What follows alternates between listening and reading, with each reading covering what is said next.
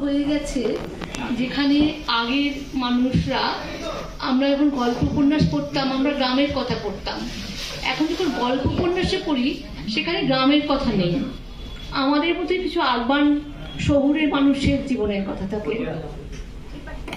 আর আমি অবশ্য জন্মসূত্রেও গ্রামের ঠিক লোক, সেটা হয়তো আমার সঙ্গে অ্যাড করেছে, কিন্তু কথা হলো আপনি খবরের কাগজ খুলুন, কালকে একটি ফ্যামিলি মারা গেছে, খুবই দুঃখের ব্যাপার, আর শহরের মাঝখানে দুদিন ধরে এটা হেডলাইন। কিন্তু গ্রামে যদি যারা মানুষ মারা যাচ্ছে, যারা ঘটনা ঘটছে, আপনি জানতেও পারবেন না যে কিছু ঘটছে।